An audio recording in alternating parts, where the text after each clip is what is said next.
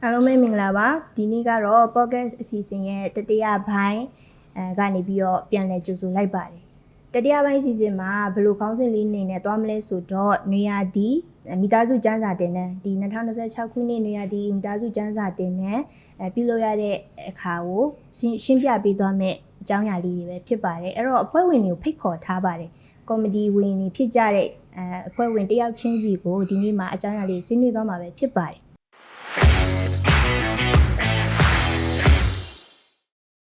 ကဲအားလုံးပဲမင်္ဂလာပါမင်္ဂလာပ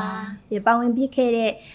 ကော်မတီထဲမှာပေါ့နော်ကိုလှုပ်ဆောင်ရတဲ့အရာလေးတွေနဲ့ပါဝင်ဖြစ်ခဲ့တဲ့အကြောင်းအရာလေးကိုပြောပြပြီးတော့နာမည်လေးလည်းမိတ်ဆက်ပေးပါဦးမင်္ဂလာပါညီမနာမည်တော့မိမိုးခိုင်ဖြစ်ပါတယ်ညီမတော့ဒီတနန်းကော်မတီမှာတာဝန်ခံနေနဲ့ပါဝင်ဖြစ်ခဲ့ပါတယ်ဟုတ်ပြီဟုတ်ကဲ့မင်္ဂလာပါညီမကတော့မေသူဖြိုးဖြစ်ပါတယ်ဒီတနန်းရဲ့တနန်းစပါတီအနေနဲ့ပေါ့နော်တာဝန်ယူခဲ့ပါတယ်လို့မင်္ဂလာပါအမနာမည်ကတော့တုံတုံပါဒီတနန်းရဲ့တွဲဘက်တပါပတိအဖြစ်နဲ့တာဝန်ယူခဲ့ပါတယ်မီလေးလို့လည်းသိပါတယ်ဒေါက်တာလို့လည်းခေါ်ချပါတယ်လို့ဒီသင်တန်းမှာတော့ဆေးမှုအဖြစ်နဲ့ပါဝင်ခဲ့တာဖြစ်ပါတယ်ဟုတ်ပါတယ်အကုန်လုံးကိုလည်းဒီကeasy member ကိုတော်တော်များများတည်နေကြပြီပဲဖြစ်ပါတယ်ပေါ့နော်အဲ့တော့ဒီမိခွန်းလေးကိုစတင်နေလိုက်တော့မယ်အဲ့တော့နေရာဒီကျန်းစာတင်တန်းကိုဘာကြောင့်လုပ်ဖြစ်သွားလဲပေါ့နော်ပြီးတော့ဘာလို့လူငယ်ပဲမဟုတ်ပဲနဲ့မိသားစုတင်တန်းဆိုပြီးတော့ဖြစ်သွားခဲ့ရတာလေရှင်းပြပေးပါအောင်တာဝန်ခံညီမတို့ဒီနေရာဒီတနန်းကတော့အရင်တုန်းကနှစ်တိုင်းလုပ်ဖြစ်တယ်ပေါ့နော်2024ကိုဗစ်အချိန်လေးနဲ့မလုပ်ဖြစ်ခဲ့ဘူး23 25လေးလုပ်ဖြစ်တယ်ဒီနေ့ကျတော့တူဆန်းဆန်းလေးနဲ့တခြားအပြင်ထွက်ပြီးတော့လုံးကြမလားဆိုပြီးတော့ဆွေးနွေးဖြစ်ကြတယ်အဲ့ဒါနဲ့လုပ်ဖြစ်ခဲ့ပေါ့နော်ဘာလို့ဒီမိသားစုတွေလဲဆိုတော့ဒီကဖျားကြောင်မိသားစုဝင်တွေရတယ်လူငယ်တွေပဲမဟုတ်ပဲနဲ့မိသားစုအနေနဲ့တိုက်တိုက်ဝင်ဝင်နဲ့ခရီးထွက်ချင်တယ်ဆိုပြီးတော့မိသားဖျားကြောင်ကလူကြီးတွေရတယ်အကြံပြုခဲ့ရပေါ့နော်အဲ့ဒါနဲ့မိသားစုကျန်းစာတင်တာဖြစ်သွားအောင်ဟုတ်ရှားဖွဲ့ဝင်တွေရောပြောရမယ်ဆိုလို့ရှင်ပေါ့နော်ဒီတင်တန်းလေးအစပြုခဲ့တဲ့အချိန်ကဒီ EC စက်ကပ်ပွဲပြီးမှာပေါ့နော်ဆ iam မီလေးနဲ့ကိုရီစကားပြောပြီးတဲ့အချိန်မှာထွက်ချင်တယ်ပေါ့နော်ဘာလို့လဲဆိုတော့နောက်ဆုံးထွက်ခဲ့ရတာက2019ဆို6နှစ်လဲကြာပြီလူငယ်တွေလည်းအရင် camp fight ကလေးတွေကိုလည်းပြန်ရစေချင်တဲ့အတွက်ကြောင့်စကားပြောတယ်ဆ iam မနဲ့စကားပြောပြီးတော့ပေါ့နော်ဆ iam မကလည်းတင်တန်းရဲ့အစီအစဉ်ကော်မတီဟိုပါပေါ့နော်ဒီ EC မမရဲ့အစီအစဉ်ကော်မတီဖြစ်နေတဲ့အတွက်ကြောင့်မလို့ဆ iam မနဲ့စကားပြောပြီးတော့ဆရာတွေနဲ့ဆက်ပြောပြီးတော့2လပိုင်းလောက်မှာပေါ့နော်ဒီcamp committee လေးကိုစဖွဲ့ခဲ့ပါတယ်။အရင်ကထွက်ဖြစ်ခြင်းတဲ့ဟာတွေကအခုဖြစ်လာပြီပေါ့နော်။အဲ့တော့2026မှာထွက်ဖြစ်ခဲ့သွားပြီပေါ့။ဒေါက်တာရောတခြားဗာများပြောရရှိပုံမှန်ဆိုရင်ဒီပေါ့နော်တကြံတွင်းဆိုလို့ရှိရင်လူငယ်တွေကအမြဲတမ်းခရီးထွက်ပြီးတော့တမချန်းစာတင်တဲ့ပြုလုပ်လေးရှိကြရဲပေါ့နော်ဆိုတဲ့အခါကျတော့2019ကနောက်ဆုံးပဲပေါ့နော်အခု2026မှာဆိုတော့ဒီ9နှစ်တာ6နှစ်ကျော်ပေါ့နော်ဆိုတဲ့အခါကျတော့အားလုံးအတွက်လည်းဒီတင်တန်းလေးကအမှတ်တရဖြစ်သွားပါတယ်ဒါပထမဆုံးအပြင်ကိုထွက်ခွင့်ရတာပေါ့နော်ဟုတ်တယ်6နှစ်ကြာပေါ့တော်တော်ကြာသွားပြီ6နှစ်ဆိုတာကိုဗစ်ကာလအပြီးเนาะအဲ့တော့2026ခုနှစ်ရဲ့ဦးဖျားဖျားပေါ့နော်ပထမဆုံးဒီဖျားเจ้าပရဝန်းကနေထွက်ပြီးတော့လှုပ်ခဲ့ရတဲ့နေရာလေးပေါ့နော်ဘယ်နေရာလေးများဖြစ်မလဲပြီးတော့တင်တန်းခေါင်းစဉ်နေရာကောဗာများလဲပေါ့နော်ပြီးရင်နေရာစီစဉ်ရတာပေါ့ပြင်ပထွက်ရတော့မယ်ဆိုတော့လေဒီကတော့နေရာစီစဉ်ရတာရောအဆင်ပြေခဲ့လားတဘာတိရဖြစ်ပြီးပါဟုတ်ကဲ့ရှင်ဟောပေါ့နော်အစဦးဆုံးတနန်းโอเคအပြင်ထွက်တော့မယ်ဆိုပြီးတော့နေရာမျိုးစုံစဉ်းစားရပေါ့နော်ဆိုတော့အေးရဲ့ data ဘတ်တော့မလားဒါမှမဟုတ်လဲနီနီနာနာပဲအခုမှစထွက်ဖြစ်တယ်ဆိုတော့လေနီနီနာနာဒီ AOD တိုင်းဘတ်ပသိမ်တို့အဲ့လိုမျိုးပေါ့နော်အဲ့ဘတ်ပဲစတော့မလားပေါ့နော်အမျိုးစုံစဉ်းစားခဲ့ပေါ့စဉ်းစားခဲ့အခါမှာနောက်ဆုံးမှာတော့ဆွေးနွေးရပေါ့နော်ဒီ EC မမိုင်းတော့ဒီတနန်းကော်မတီရောဆွေးနွေးအခါမှာနောက်ဆုံ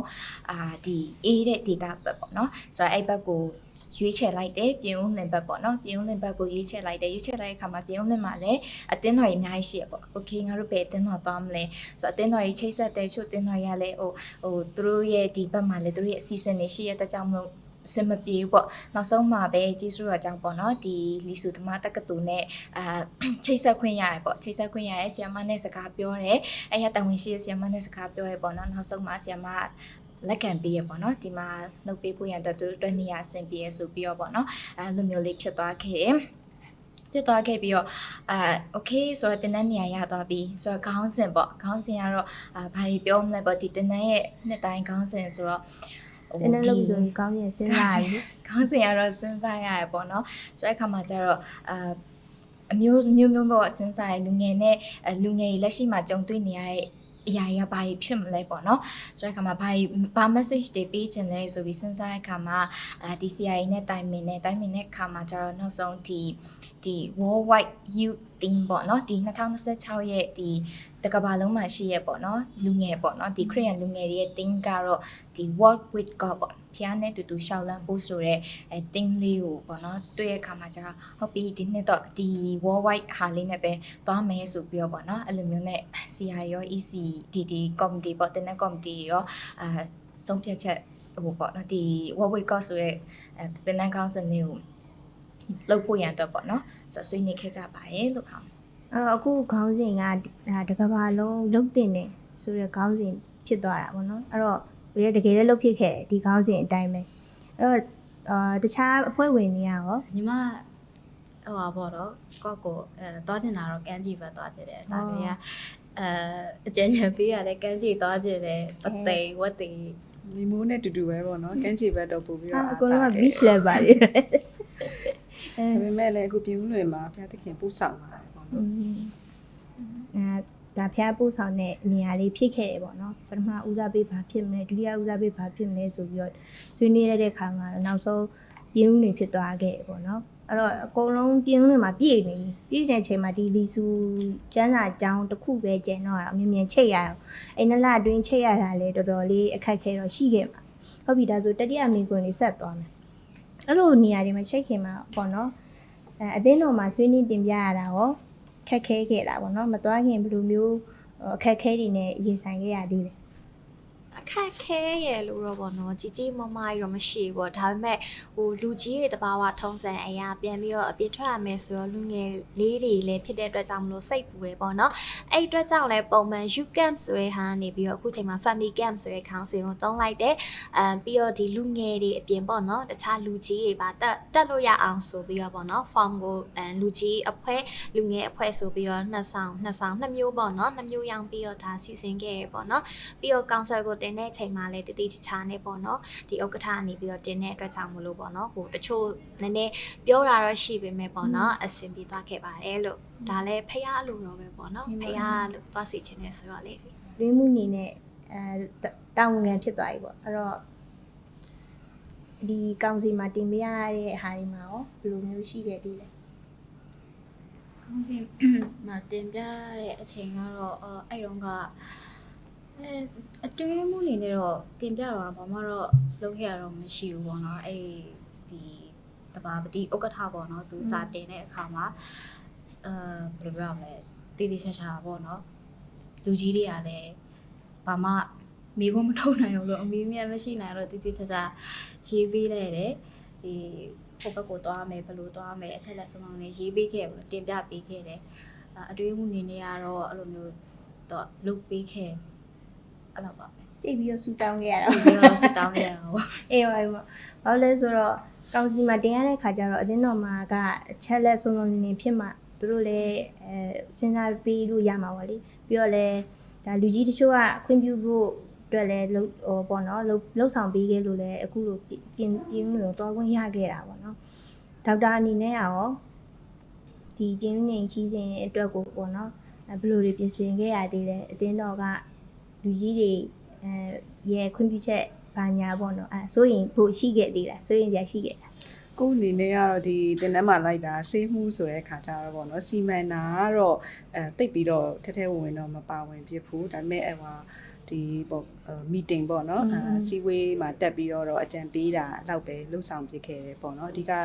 စီစဉ်တာကတော့ဒီတင်တန်းမှာတပါတီတာဝန်ခံပေါ့နော်သူတို့ကပဲအဓိကစီစဉ်သွားတာဖြစ်ပါတယ်ပေါ့နော်ဟိုအတင်းတော်ကောင်စီကလည်းဟိုစပြီးတော့ဒီ January လောက်ထဲရတယ်ပေါ့နော်စတင်ကတည်းကအတင်းတော်ကောင်စီကလည်းခွင့်ပြုပါတယ်ဒါပေမဲ့လို့တို့တော့ဆူတောင်းပါဖျားခွင့်ပေးရင်တော့သွားပါပေါ့နော်ဒီခေတ်ကာလအနေထားရ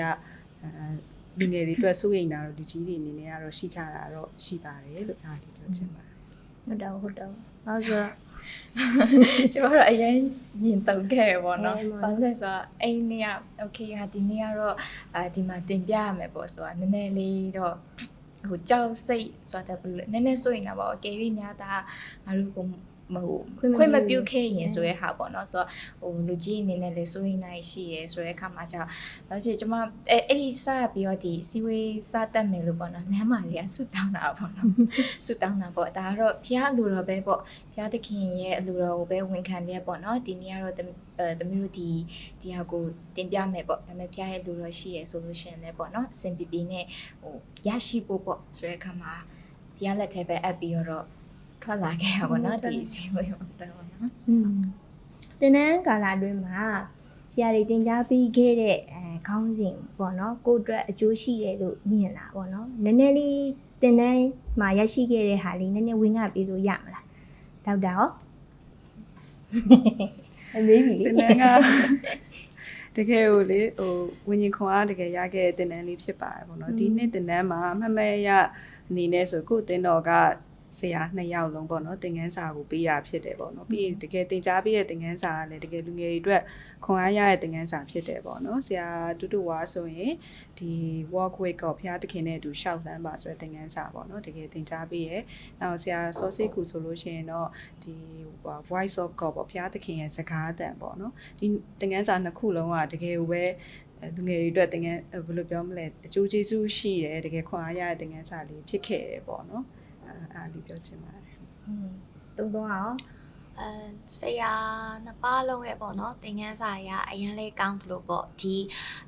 တချို့ဟာတွေနားထောင်ပြီးတဲ့အချိန်မှာကိုဘဝအသက်တာမှာပေါ့နော်ဒီမေကုန်းထုတ်စရာကိစ္စတွေရှိအဲ့ဟာတွေအကုန်လုံးကရှင်းလင်းသွားရပေါ့နော်ဟိုတချို့အရာတွေခေတ်အခြေအနေကြောင့်တစ်ခါလေကြာရင်ဖေကိုမေကုန်းထုတ်မြရှိရဘုရားသခင်ဘာလို့ဒီလိုအခြေအနေပေးတွေ့ရလဲဝိုင်းပေါ့နော်အဲ့လိုမေကုန်းနေအများကြီးဖေကိုထုတ်ခဲ့တဲ့အခြေအနေရှိရပေါ့ဒါပေမဲ့ဆရာရဲ့သင်ခန်းစာပေါ့နော်ဆရာစီရဲ့ဖေရဲ့စကားတန်ဆိုတဲ့သင်ခန်းစာအဖြစ်ဒီအမြဲတမ်းပေါ့နော်ဝိုင်းဆိုတဲ့မေကုန်းထုတ်နေတဲ့ဒီမေခွန်းနေရဲ့အဖြေကိုပေါ့နော်ဒီတင်နန်းမှာတစ်ခါလေးရှင်းလင်းလင်းရခဲ့ပါတယ်တင်နန်းတပါးပြရတဲ့တစ်ချက်ပြောပြပါဟုတ်ကဲ့ပေါ့နော်အဓိကတော့ဒီသင်ကြားပေးရဆရာနှစ်ပါးတော့ကိုယ်တင်တော်ဆရာကြီးဖြစ်တဲ့ကြောင့်မလို့ပေါ့နော်အဓိကနည်းနည်းလေးဟိုရှိတ်မနေဘူးပေါ့ရှိတ်မနေဘူးဆိုတဲ့အခါမှာကျတော့ဟိုတင်နန်းစာဆရာကြီးတခုတင်ပေးပြီးတိုင်းမှာပေါ့နော်ကိုကမိကုန်းနေကိုတိချင်တဲ့စိတ်တွေပုံများလာရပေါ့ဆိုတဲ့အခါမှာကျတော့ဟိုမိကုန်းမရတာမရှက်တော့ဘူးပေါ့နော်မရှက်တော့ပဲနဲ့အဲ့လိုမျိုးဆရာကြီးဒီပိုင်းလေးကဘယ်လိုမျိုးလေးလဲပေါ့နော်ဆရာစေးတင်ချိန်ဆိုလို့ရှိရင်နောက်ပိုင်းကဟိုကဗလဲနေ့လည်စာစားချိန်ပေါ့ဆိုတဲ့အခါမှာကျမမိကုန်းတမိပြီဆိုကလေးကဆိုရောပေါ့နော်အဲ့လိုမျိုးလေးပေါ့နော်တားရှိပါ तू ပဲအမေဆုံးဖြစ်နေတင်ငယ်တာဆရာတယောက်ပြီးပြောပြီးတိုင်း तू ပဲမေးတာအဲ့တင်ထဲမှာအမေဆုံးဖြစ်နေခဲ့တာဟောပေါ့ကိုယ့်ရဲ့ဒီဘဝတော့တကယ်ပဲဒီ touching ပေါ့နော်တကယ်ဟိုပေါ့ခွန်အားရတဲ့ခါမှာကျတော့ကိုပို့ပြီးတော့သိချင်တဲ့အရာတွေများလာပေါ့နော်ဆိုတော့ဒီအဓိကတော့တကယ်ကိုပဲပေါ့နော်ခုနဒေါက်တာပြောလို့ပဲတကယ်ကိုပဲဒီကိုတော်ဝิญဉ်ခွာရခဲ့ပါတယ်လို့ဟုတ်ဒီတောင်းတန်းရောညီမအနေနဲ့တော့ဒီအရှိကပြောသွားသလိုပဲမမတော့ပြောကြရအောင်မလို့ပါတကယ်လေဒီတင်တဲ့တကယ်ကိုတော့ကိုဖျားနဲ့ပူပြီးတော့မှညီဆက်လာစေတဲ့တင်တဲ့ဖြစ်ခဲ့ရပါတော့ဆရာကြီးတင်တဲ့ဒီသင်ခန်းစာတွေကလည်းတကယ်ခွန်အားရတယ်ပြမီးချင်တယ်မီးကိုပေါ်လာတယ်ဒါပေမဲ့မီးချင်တယ်မီးကသူများကြီးမီးပါအော်တော်မီးတော့အဲ့လို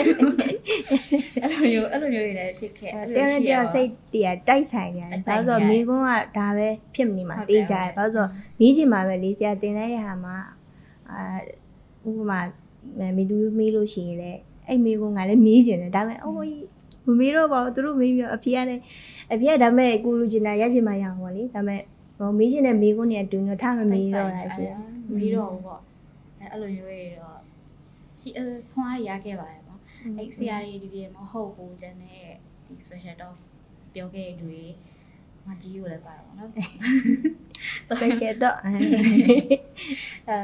ပြောခဲ့ရဘုဒ္ဓတာလည်းရတယ်အပြင်မှာလက်တွေ့အသုံးချနိုင်မယ်လို့လည်းထင်ပါတယ်အဲ့တော့ special talk မှာပြောခဲ့တဲ့3ရက်တာမှာပေါ့နော်3ရက်တာမှာတစ်ရက်ကိုတစ်ယောက်ပေါ့နော်အဲ့လိုမျိုးရွေးချယ်ထားတယ်အဲ့ထဲမှာပြောပေးရတာမိုက်ကင်ကြီးကိုပြောပေးရတာအခုချိန်ဒီဘယ်လိုပြန်ကျင့်သုံးနေလဲတော့လောလောဆယ်မသိသေးဘူးဒါပေမဲ့နောက်တော့ဒီအသားကြသွားမယ်ထင်တယ်နော်ပြောပေးထားတဲ့ဟာအကုန်လုံးလည်းကျင့်သုံးမယ်လို့တော့ထင်တာပဲအဲ့လိုတော့မလုပ်သင့်ဘူးထင်တယ်နော် ဟုတ်ပြီဒါဆိုရင်နောက်ထပ်ဘေးကိုနေဆက်သွားမယ်ပေါ့နော်အဲ့တော့တင်တန်းကာလတကြံတွင်ဆိုတော့လေနည်းနည်းလေးပြောစရာအမှတ်တရလေးတွေလည်းရှိကောင်းရှိနိုင်မယ်နောက်ဟိုစိတ်ထဲမှာပေါ့ခုလူတွေလည်းရှိမှာပဲတကြံဆိုတော့လေတကြံကာလကြီးမှာအဲ့လိုမျိုးတွေလည်းရှိနိုင်တယ်ပေါ့အဲ့တော့ပြောစရာလေးရှိရင်လည်းပြောပြပေးပြီးတော့နောက်ဒီတင်တန်းမှာတင်တန်းသားချင်းကလေးတွေနဲ့အတူတူပေါ့နော်စီလုံးဖြစ်သွားကြတာတန်ရောစင်ကြီးဖြစ်သွားကြတာအဲ့ဒါလေးလည်းသိချင်တယ်ပေါ့တင်တန်းဆိုတော့လေဒါမှပြီးရပြောပါဟုတ်ပါဘူးတောင်းငယ်ဖြစ်တာပေါ့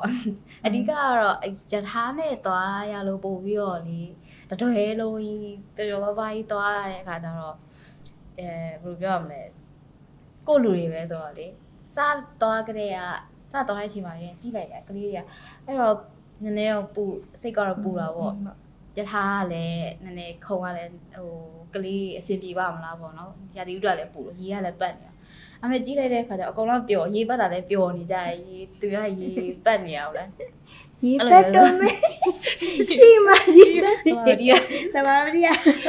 ကောင်းကျိုးတော့ပြီးရေပတ်ဆိုရအကုန်လုံးတကားရေအကုန်ပိတ်ပေါ့ဒါပေမဲ့လည်းရေပတ်မှာမကြောက်ကြလို့ပဲကျေးဇူးတရားမျိုးဖြစ်နော်ပျော်ပတ်ခံကျင်နေကြတယ်ကဲထားပါလေအရင်ကပူတော့ကိုယ်တိုင်ကလည်းရေပတ်ခံမပတ်ဘူးလားဟုတ်ဒီဘက်ကမပတ်ဘူးကိုဘက်တရားပဲပတ်နေအဲ့လိုမျိုးကိုယ်တိုင်တဲ့ဘက်ကိုမပတ်ဘူးအကျူပြောနေလားပတ်ပြီးမအောင်အဲ့လိုမျိုးပေါ့ယထာပါကလေးကတော်တော်စီလုံးဖြစ်တယ်ပြီးတော့ကမ်တောက်လျှောက်လဲကလေးတွေကအရင်လိမ်ပါတယ်ဒီနေ့ကလေးတွေကလေဟိုစီလုံးနဲ့ပေါ့နော်အတင်းလိုက်စီလုံးပြီးတော့အတင်းလိုက်မဟုတ်လဲဘယ်လိုပြောရမလဲကိုတငယ်ချင်းကိုမဟုတ်ပဲနေမှာဟိုဘယ်လိုပြောရလဲဒီကိုအကုန်လုံးတင်းနဲ့ပေါ့နော်ပြောဆိုကြတယ်နေကြတယ်ဆိုရှယ်တွေအရင်ဒီတစ်ခါအရင်ကောင်းညာကလေးတွေကကိုယ်ထက်တော့ပိုကောင်းနေတော့ဟုတ်တယ်နော်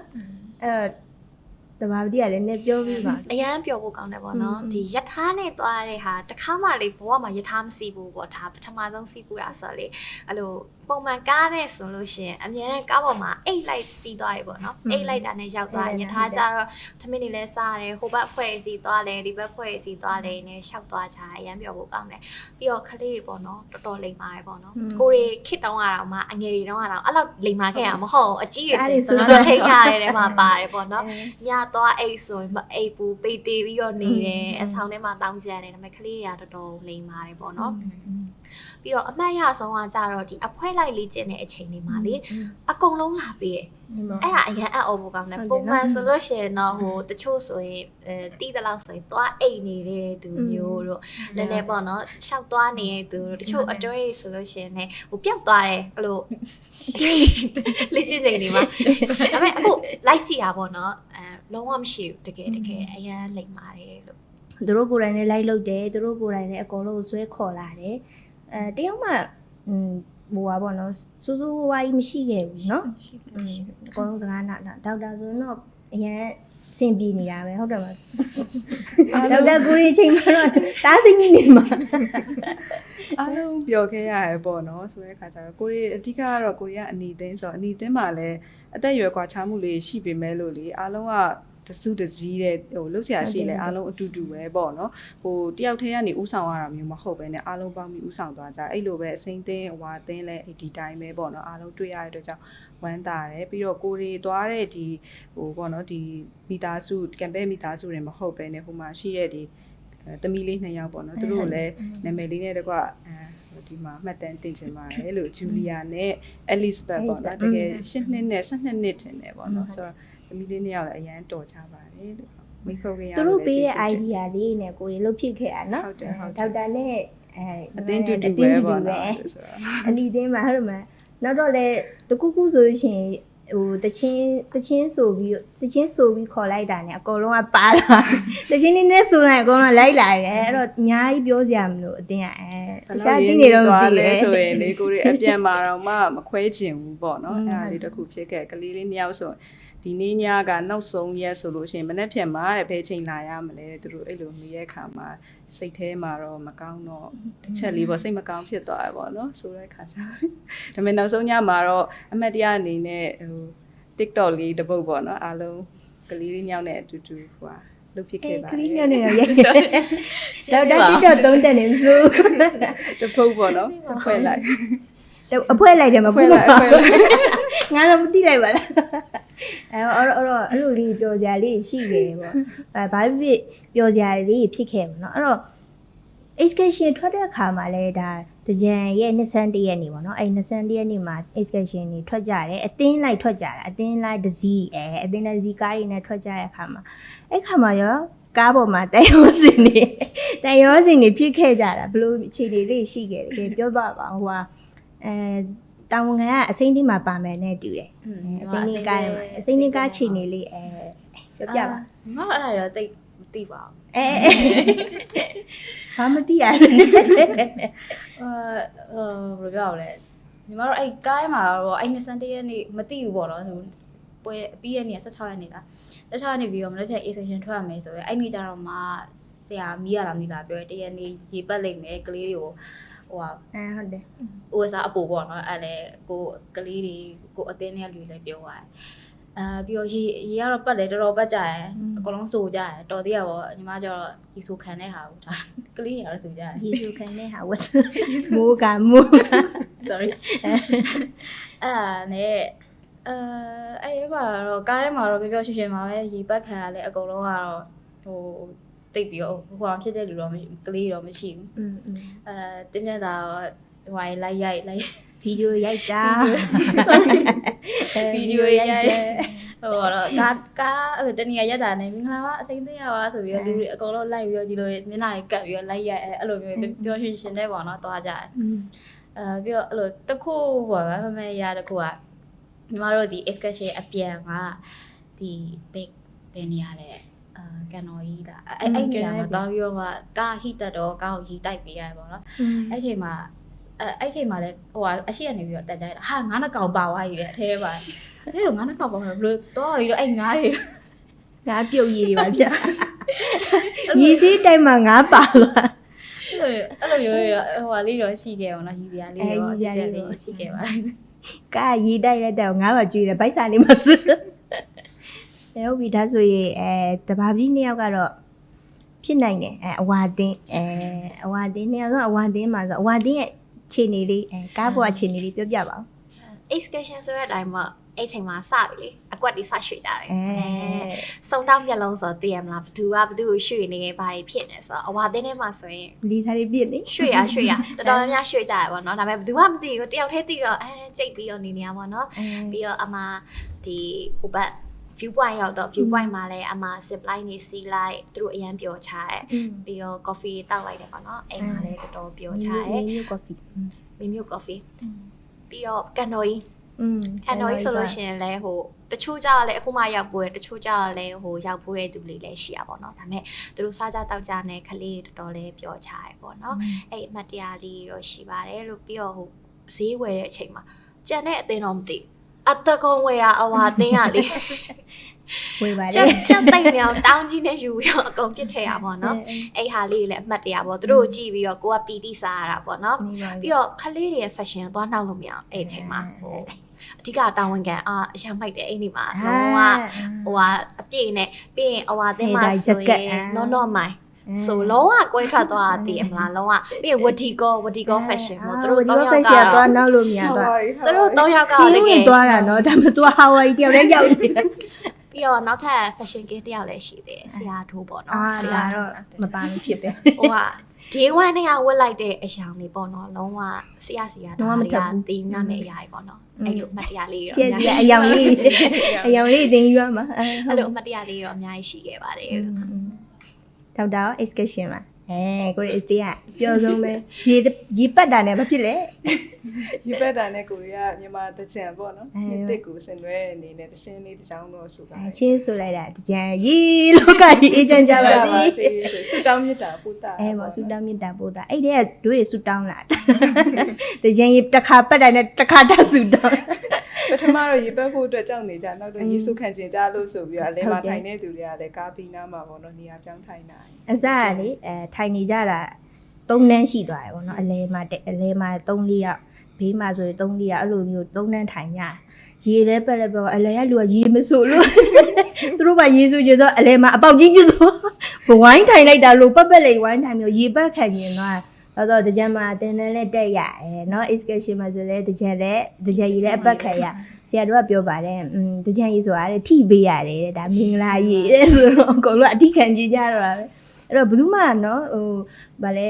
တကြံရေပက်လို့စိတ်ကတိကောက်ဖြစ်သွားတာတရားမရှိဘူးเนาะအဲ့မှာပက်တဲ့ဟာလဲရေကလဲချို့နယ်မြေတွေလိုမျိုးနေစိုးရွားကြီးမရှိဘူးပေါ့เนาะဘာလို့ဆိုတော့တချို့မလွန်မြိုင်တော့ဆိုရင်လည်းရေကတိတ်မတန့်ဘူးလေเนาะအခုကတော့ရေကိုတန့်တဲ့အပြင်မှာအေးနေတာ ရေခဲကြီး ရေခဲကြီးနဲ့ပက်သလားအောက်မဲ့ရတယ်ပေါ့เนาะဘာလို့ဆိုတော့တောင်ပေါ်မှာဆိုတော့အေးနေတာလေเนาะနည်းနည်းလေးချက်စစ်လေးနဲ့တယောက်နဲ့တယောက်မဖတ်ထားရုံတမဲ့ကောင်းမှာအဲ့လိုအခြေအနေလေးရှိပါဘောเนาะတယောက်ကတော့မပြောဒါမဲ့အကလုံးလိမ်မာကြပါတယ်ပြောရွှေနဲ့ excursion ကိုဖြတ်တန်းလာခဲ့ကြရပေါ့နော်။ကဲဟုတ်ပြီဒါဆိုနောက်ဆုံးမိခွန်းလေးပေါ့နော်။နောက်ဆုံးမိခွန်းလေးမေးချင်တယ်။အရေးကြီးဆုံးတကယ်ကိုမေးချင်တဲ့အပိုင်းလေးရောက်လာပြီပေါ့နော်။အဲ့တော့တင်းနဲ့အပြန်မှာကြုံခဲ့ရတဲ့မတော်တဆမှုအကြောင်းလေးပေါ့နော်။အဲ့ဒါလေးကိုအားလုံးကသိချင်တယ်ထင်လို့ပေါ့မေးချင်တယ်။အဲ့တော့ဒီမတော်တဆမှုမှာအရင်အကြီးကျယ်ဖြစ်ခဲ့ရတာပြီးတော့ဆိုရရတဲ့အနေအထားမှာရှိခဲ့တာပေါ့နော်ဒါဆိုဒေါက်တာပို့ပြီးတော့သိမယ်နဲ့တူတယ်ဘာလို့ဆိုတော့မတော်တဆမှုဖြစ်ခဲ့တဲ့အပိုင်းမှာဒေါက်တာလည်းတစ်စိတ်တစ်ပိုင်းနဲ့ပါဝင်ထားတဲ့သူဆိုတော့ဒေါက်တာစပြီးတော့ရှင်းပြပေးပါတင်တန်းပြန်มาပေါ့နော်ကျမတို့ကားနဲ့ပေါ့နော်ပြန်ကြတဲ့ခါမှာကျမပါတဲ့ကားကပေါ့နော်ဆိုမတော်စမှုလေးနဲ့ကားတိမ်မှောက်မှုပေါ့နော်အဲ့ဒါလေးတစ်ခုဖြစ်ခဲ့တယ်ပေါ့နော်ဖြစ်တဲ့အချိန်မှာတော့အားလုံးကတော့ပြင်ပဒဏ်ရာတွေပဲပေါ့နော်ဒါပေမဲ့လို့တင်တန်းသားတစ်ယောက်ကတော့ဒီတတိလစ်တာဒီတစ်ချက်တော့ရှိရပေါ့နော်အဲ့တော့အခြေအနေကဘယ်လိုဖြစ်မယ်မှန်းမသိတဲ့အတွက်ကြောင့်မလို့ကျမတို့ဆေးရုံတော့အရေးပေါ်သွားလိုက်ရတာမျိုးရှိတယ်တိုးတော်လည်းဘုရားသခင်ကောင်းမြတ်တယ်ပေါ့နော်ခဏတစ်ဖြုတ်လေးမှာပဲကားချော်ပြီးတော့တိမ်မှောက်တဲ့အချိန်မှာပေါ့နော်ကြောက်ကြတဲ့သူတွေလည်းအနေချင်းတော့ရှိချပေမဲ့လို့ပေါ့နော်အားလုံးအဆင်ပြေအောင်လို့ပေါ့နော်အဲ့ချိန်မှာဘသူပါလို့ပါဆိုပြီးတော့လေတာဝန်ကိုတယောက်ကနေခွဲဝေပေးတာမျိုးမရှိဘဲနဲ့ပေါ့နော်အားလုံးကသူ့တာဝန်နဲ့သူဖျားသခင်ကလေသူ့နေရာနဲ့သူ့ရဲ့ခွဲခန့်ထားတဲ့နေရာနဲ့သူပေါ့နော်အသုံးပြုသွားတယ်ပေါ့နော်အဲ့ချိန်မှာတော့အတန်းတဆုံးနဲ့ခေါ်ဆုံးကတော့ဖျားသခင်ပဲဖြစ်တယ်ပေါ့နော်တကယ်ပဲဆရာမမီမီလေးဆိုလဲဒီဓမ္မအမှုတော်ဆောင်တယောက်အနေနဲ့ပေါ့နော်တကယ်ဖျားသခင်ထံမှာတိုးဝင်ပြီးတော့ဆုတောင်းပေးရဲဒီကတိမ်မှောက်တဲ့အခြေအနေနဲ့ပတ်သက်ပြီးတော့ပေါ့နော်နောက်တစ်ခုကျတော့ကျမဆိုလဲဖျားသခင်ကဲပါပေါ့နော်ဆိုတော့ဘုရားကိုခေါ်ပြီးတော့ဆုတောင်းတဲ့အခါမှာဖျားသခင်တကယ်ကိုပဲပေါ့နော်သူ့စီယာညီသက်ချင်းနဲ့အတူတူဒီပေါ့နော်အဆုံးရှုံးမရှိရလေအောင်လို့ကြွယ်ကာပြီးသွားတဲ့ဘုရားရဲ့ကြွယ်ကာခြင်းကိုပေါ့နော်တက်တည်ထူလိုက်ရတဲ့ဒီတင်နန်းလေးတစ်ခုဒီခရီးစဉ်လေးပေါ့နော်အမှတ်တရလေးတစ်ခုဖြစ်တဲ့အတွက်ကြောင့်ဘုရားသခင်ကြီးဆိုတော့ကိုတကယ်ပဲချီးမွမ်းပါတယ်လို့ကျမလိုပဲအရောက်ချင်းစီတိုင်းကိုလည်းဒီအဖြစ်ပြက်လေးတော့၎င်းတင်တန်းမှာရရှိတဲ့သင်ခန်းစာတွေတော့၎င်းပေါ့နော်တယောက်ချင်းစီတိုင်းကိုဘုရားသခင်စကားပြောမယ်တယောက်နဲ့တယောက်ပြောချင်းတော့ဒူမှာတော့မဟုတ်ဘူးပေါ့နော်ဒါပေမဲ့တက်တည်တစ်ခုစီတော့အရောက်ချင်းစီတိုင်းရသွားတယ်ဆိုတာကိုဘုရားသခင်ကြီးဆိုတော့ကိုချီးမွမ်းရင်းနဲ့ဒီတင်တန်းလေးကဝမ်းနည်းစရာတင်တန်းမဟုတ်ခဲ့ဘူးပျော်ရွှင်စရာတင်တန်းလေးနဲ့ပြီးဆုံးခဲ့ပါတယ်လို့ပြောချင်ပါတယ်အဲ့တော့ပထမပိုင်းအစီအစဉ်လေးကိုမြန်နာခင်မှာထိခိုက်ဒဏ်ရာရထားတဲ့ကလေးတွေရဲ့ဗီဒီယိုဖိုင်လေးကိုအရင်ဆုံးကြည့်လိုက်ရအောင်ပြီးတော့လည်း part 2ကိုပြန်ပြီးတော့ဖိတ်ခေါ်လိုက်ပါမယ်ပေါ့နော်ဟုတ်အားလုံးပဲမင်္ဂလာပါရှင်တမင်းနာမည်ကတော့ဝတီကောပါအနီအသေးရှန်ဆုံးအသေးဖြစ်ပါရဲ့တင်နန်းမှာအရန်ပျော်ခဲ့ပါရဲ့တင်နန်းတောက်လျှောက်လုံးမှာလည်းဖျားတယောက်ချင်းစီထိုင်တော့ကိုတော့ကောပေါ့နော်အတီးတီးခွန်အားရတဲ့အရာတွေဖျားတူတီစကားပြောတဲ့အရာတွေရှိကြပါရဲ့တင်နန်းတမီးကတော့အခုတင်နန်းအပြန်မှာဖြစ်သွားတဲ့အဖြစ်ပြက်လေးနဲ့နောက်ပိုင်း recovery အကြောင်းလေးနည်းနည်းပြန်ပြောပြချင်ပါတယ်တင်နန်းမှာပျော်ရွှင်ပြီးဆုံးသွားပြီးတက်ခါလာမျိုးတင်နန်းအပြန်လမ်းမှာပေါ့နော်ဝန်နေကြအခွဲခွာရတဲ့ခါလေးမှာပေါ့နော်ဒါဖြစ်လို့ဆိုတော့တမီးတို့အိမ်မှာကလေးလေး2ယောက်နဲ့တွေ့ခဲ့ပေါ့နော်အဲ့ဒီကလေး2ယောက်ကလည်းတက်လိုက်ဆိုင်တမီးတို့အတင်းမှာလာကြတာဆိုတော့တင်တန်းအဆုံးမှာအရန်တယောက်အချင်းချင်းပေါ့နော်အရန်ရင်းနှီးသွားတဲ့အခါမှာကလေးလေးအကြီးမလေးတယောက်ဆိုရင်နောက်တစ်ခေါက်တင်တန်းကိုဘယ်မှာလုံးမလဲပေါ့နော်လာအောင်မလားဆိုပြီးတော့မှတော့မှပြန်ပြီးတော့ပြောရပေါ့နော်ပြီးတော့မှတင်တန်းနောက်ဆုံးနေ့မှာလည်းမနေ့ဖြန်ပဲချိန်လာရအောင်မလဲဆိုတာမေးတာလေသူတို့လေးတွေပေါ့နော်ဆိုတော့ပြန်တော့တပြိုဝမ်းနေပြီးတော့မှမိုးရလည်းရွာလာတော့စိတ်ထဲမှာအားလုံးကဘယ်လိုခံစားကြလဲဆိုတော့ငါတို့ဝမ်းနေတာဖျားခင်လည်းဝမ်းနေလားမသိဘူးဆိုပြီးတော့မှ အဲ့လိုမျိုးခံစားလိုက်ရတယ်ပေါ့နော်ပြီးတော့မကြခင်မှာပဲပေါ့နော်ကား slip ဖြစ်သွားဒီလိုပဲစိတ်မကောင်းဖြစ်နေတဲ့အချိန်အဲ့အရာဖြစ်သွားတဲ့အခါမှာအကုန်လုံးကကြောက်ပြီးတယောက်နဲ့တယောက်လက်ကိုနိုးတဲ့သူတွေကပေါ့နော်လက်ဆုပ်ပြီးတော့ဆူတောင်းကြတယ်ဆူတောင်းပြီးတော့မျက်စိတမိတ်တွေအတွင်းမှာပဲနောက်တစ်ခါ slip ဖြစ်ပြီးတော့မှကားမှောက်သွားရပေါ့နော်ကားမှောက်သွားတဲ့အချိန်ကအရန်ကိုမြန်နေပေါ့နော်မျက်စိတမိတ်အတွင်းမှာဖြစ်ပြီးတော့မှအားလုံးကအကုန်လုံးပစ္စည်းရောလူရောအကုန်ရောသမောပြီးတော့အဲ့လိုဖြစ်သွားရပေါ့နော်အဲ့ချိန်မှာအားလုံးကကြောက်ပြီးတော့မှဖျားကိုပဲတားကြရပေါ့နော်ပြောပါသမီးကကားမှောက်ပြီးတဲ့အချိန်မှာသမီးထင်တာအမေပထမဆုံးအရင်ထွက်တဲ့သူဖြစ်တယ်လို့သမီးထင်တယ်ပေါ့နော်ဘာဖြစ်လို့လဲဆိုကားလည်းမှောက်ရောသမီးကအပြင်ရောက်နေရောရောက်ပြီးတော့မှကားကိုကြည့်လိုက်တဲ့အခါမှာကားဒီလိုပလက်အနေထားမှာဖြစ်နေတဲ့ဓာတ်စီရလည်းအကုန်လုံးယူပြီးတော့မှမိခိုးလည်းထွက်နေရပေါ့နော်အဲ့ဒီအချိန်မှာကားထဲမှာရှိရတဲ့သူတွေအကုန်လုံးကားထဲကနေချက်ချင်းထွက်ခဲ့ဖို့အော်ပြီးတော့မှအထက်မှာပြီးနေတဲ့သူတွေကိုဆွဲထုတ်ခဲ့ရပေါ့နော်ကျေးဇူးတော့ပဲအကုန်လုံးကပေါ့နော်ဒီအပြင်ပါထိခိုက်တန်ရပဲရခဲ့ရပေါ့နော်အဲ့မှာတင်နန်းသားတယောက်ကပဲနည်းနည်းလေးဟိုတွေးထက်တန်ရရပြီးတော့မှပေါ့နော်နည်းနည်းလေးတွေးဆုံးရှုံးမှုများတဲ့အခါမှာတတိမိတာမျိုးတော့ဖြစ်သွားခဲ့ရပေါ့နော်ဒါပေမဲ့အားလုံးကဒီအဲ့အချိန်မှာကြောက်စိတ်ထက်ပေါ့နော်ဖះကိုပို့ပြီးတော့မှချီးမွမ်းကြရဲသူတို့ကိုကောက်ွယ်ပေးရတဲ့အတွက်ကြောင့်အန်ဒီရဲ့ကြီးမမတကယ်တမ်းဆိုအသက်ဆုံးရှုံးနိုင်တဲ့အခြေအနေမျိုးဖြစ်သွားနိုင်ပေမဲ့လည်းပေါ့နော်သူတို့အားလုံးကဖျားခွဲကောင်မှုအောက်မှာရှိခဲ့တဲ့အတွက်ကြောင့်ပေါ့နော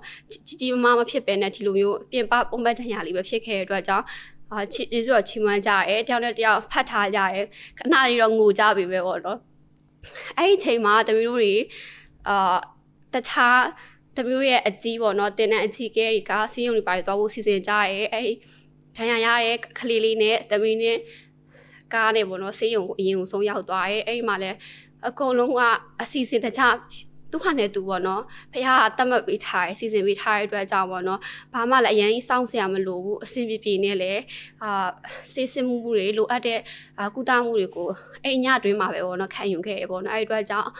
တင်နန်းကဦးဆောင်ပေးရဲ့အမတွေစီနီယာတွေဆရာဆရာမတွေအားလုံးလည်းကျေးဇူးတင်တယ်ပေါ့နော်ဖះကိုတော့အထူးကျေးဇူးတင်တာပေါ့နော်သူတာလင်းတမီးတို့ကိုမကွဲကားခဲ့ဘူးဒီအရာအားလုံးတော့သူကြိုပြီးတော့စီစဉ်ထားခြင်းလောက်ကိုကဲထားခြင်းမရှိဘူးဆိုလို့ရှိရင်တော့ဒီခိုက်တန်းကတမီးတို့အတွက်အရန်ဆိုးရတဲ့အခြေအနေဖြစ်သွားနိုင်တယ်ပေါ့နော်ဆိုပြီးတော့မှအဲ့ညချင်းမှာပဲတခြားကလေးတွေနဲ့အတူပေါ့နော်နောက်နေ့မနက်မှာတမီးတို့တွေကရန်ကုန်ကိုပြန်ရောက်လာခဲ့ပေါ့နော်ပြန်ရောက်လာခဲ့ရဆိုတာလေအဲ့နားမှာလည်းဖះအရန်ကျေးဇူးတော်ချီးမွမ်းဖို့ကောင်းတာပါလဲဆိုတမီးတို့ကယထာကိုလွတ်သွားရေပေါ့နော်အမှန်တကယ်မနက်ပိုင်းစီးရမယ့်ယထာကိုလွတ်သွားရေအဲ့ဒီခါမှာနောက်ကြံခဲ့တဲ့ကလေးတွေနဲ့တူဖះသခင်ကအထူးရထားတွေပေါ့နော် VIP ရထားတွေကိုစီစဉ်ပြီးအဲ့ဒီဘက်ကြောင့်ကလေးတွေအားလုံးတက်တာနဲ့အပြန်လန်းခရီးပေါ့နော်မန္တလေးကနေရန်ကုန်ကိုကကောင်းမွန်ပြန်ရောက်လာနိုင်ခဲ့ပေါ့နော်ဆိုထိခိုက်ဒဏ်ရာရဲ့အကြီးတယောက်ကလေးတယောက်ကလည်းပေါ့နော်မန္တလေးမှာတညနေခဲ့ပေးမဲ့လည်းအရန်ချင်းနေမစိုးဘူး24နာရီစောင့်ကြည့်ခြင်းခံရပြီးတော့သူကပြန်ပြီးတော့မှချက်ချင်းထားထိုင်နိုင်တယ်အစားနိုင်တယ်အဆိုင်လည်းအများကြီးစားရပေါ့နော်အဲ့ဒီအတွက်ကြောင့်လည်းဖျားရဲ့ကျေးဇူးတော်ချီးမွမ်းတယ်ပေါ့နော်ဆိုတော့တမီးတို့တွေရန်ကုန်လည်းပြန်ရောက်တော့တင်းတော်ကလူကြီးရလည်းအစိတ်ပူကြရပေါ့နော်တည်င်းနေအကြီးကြားခဲ့တဲ့ဖြစ်ဆိုတော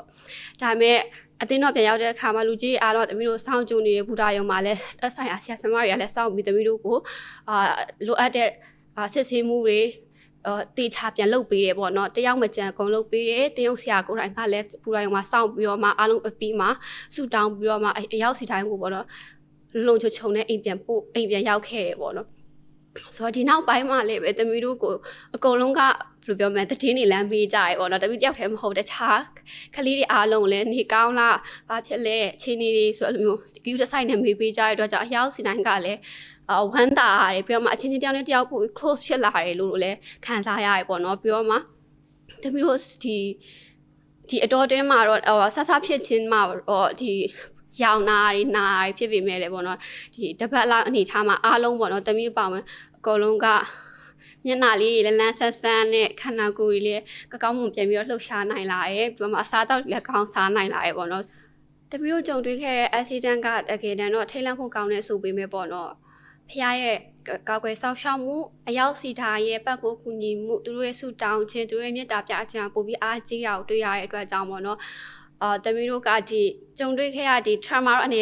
ေငယ်စီရခဲ့ရတော့အမှန်ပဲပေါ့နော်ဒါပေမဲ့အားလုံးရဲ့ချစ်ချင်းမေတ္တာနဲ့ဝိုင်းဝန်းကူညီဖေးမမှုနဲ့ဖះရဲ့ ကာဝယ်မှုအောက်မှာတမီးတို့ပြန်ပြီးကျေးဇူးရည်အတွက်ချီးမွမ်းနိုင်တယ်ပြန်ပြီးဝမ်းမြောက်ပျော်ရွှင်နိုင်တယ်ဒီအရာကတမီးတို့အရောက်စီတိုင်းအတွက်ပေါ့နော်သူများကိုတကယ်ပဲတက်တည်ခံပြန်ပြီးတက်တည်ခံလိုက်တိုင်းမှာအမြဲတမ်းပေါ့နော်အမှတ်ရနေမဲ့အဖြစ်ပြက်တစ်ခုအမြဲတမ်းကျေးဇူးတင်စရာဖျားရဲ့ပုံတော်ထင်ရှားစရာဖျားသခင်တမီးတို့နဲ့အတူအမြဲတမ်းရှိနေတယ်ဆိုတဲ့အရာကိုအမြဲတမ်းတက်တည်ခံစားနေရမယ်အဖြစ်ပြက်တစ်ခုဖြစ်ပါတယ်ပေါ့နော်ဒါကြောင့်အခုလည်းပေါ့နော်ဂီယူဒီဇိုင်းနဲ့အမြဲတမ်းသတိမေးပေးနေသူအားလုံးလည်းကျေးဇူးတင်တယ်တမီးတို့အားလုံးလည်းစိတ်ရောကိုယ်ရောတဖြည်းဖြည်းနဲ့ပြန်ပြီးတော့မှ recovery ပြန်ဖြစ်လာရပေါ့နော်အားလုံးအခုချိန်မှာဒီ accident အကြောင်းပြန်ပြောရင်ရောက်စီတိုင်းမှာတေချာနှလုံးသားထဲမှာဘုရားကိုကျေးဇူးတင်တဲ့စိတ်အကုန်လုံးကိုကျေးဇူးတင်တဲ့စိတ်နဲ့တော့အမြဲတမ်းဒီအရာအတွက်စိုးရိမ်နေဆိုတာထက်ဒီအရာအတွက်ကျေးဇူးတော်ချီးမွမ်းနေဆိုတဲ့စိတ်ကပို့ပြီးတော့မှများနေမယ်လို့ယုံကြည်ပါတယ်။ဇာနာတို့ရောက်စီတိုင်းကိုဘုရားရှင်တားယူကောင်းချီးပေးပါစေ။